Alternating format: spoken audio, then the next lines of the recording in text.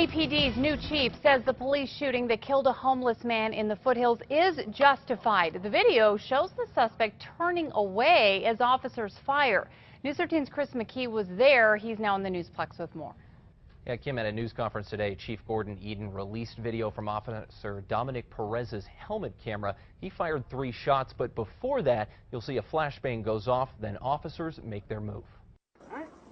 Do it. Get on the ground! Get on the ground now! Get on the ground!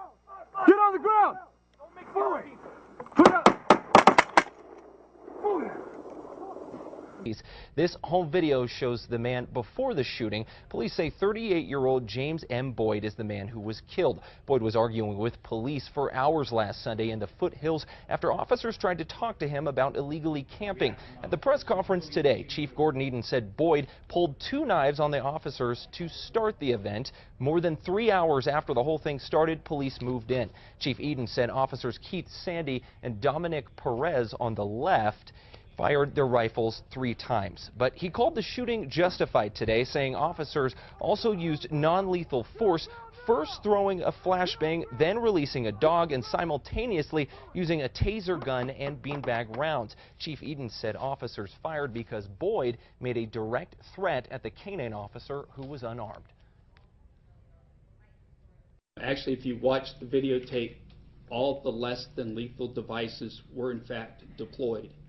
It was when the canine officer was down directing the canine dog that the suspect pulled out the 2 knives and directed a threat to the canine officer who had no weapons drawn. He was handling the dog. Chief Eden said it's unclear if Boyd was mentally ill. However, his criminal history details several violent incidents and says Boyd was in and out of mental institutions and jails for decades. Kim, back to you. Okay, thanks, Chris. Now, there are still a lot of unanswered questions surrounding the shooting. Albuquerque police would not say if one or both officers' bullets hit the suspect or how many times he was hit. And more than once, the police department tried to end today's news conference as reporters continue to ask questions. Thank you all very much. Thank you. We're good. Police won't even confirm if the officers' shots are what killed Boyd. They say they are waiting on OMI. Keith Sandy, the officer who fired first, does have a storied past. We told you on special assignment earlier this week how Sandy was fired from state police for time card fraud. He was facing possible criminal charges for doing private security work while on the clock.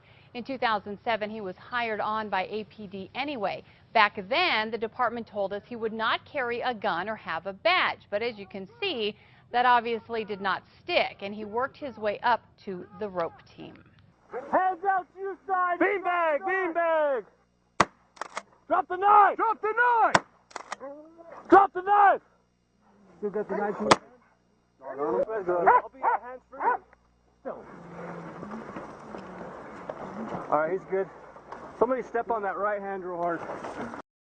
Despite Chief Eden's that the shooting was justified, it is already under attack. Here's News 13's Gabrielle Burkhart. Dick, we showed the shooting video to an attorney and to a civil rights leader who both closely watch APD's use of force. Do it. Get on the ground! After watching the entire video, I'm shocked. I've never seen a murder captured on videotape before. That from attorney Joe Kennedy, who teamed with his wife Shannon to win a $10 million verdict against the city for APD's wrongful death shooting of Kenneth Ellis in 2010. I've never seen anything quite like this. He believes officers put themselves in danger last Sunday by getting too close to Boyd.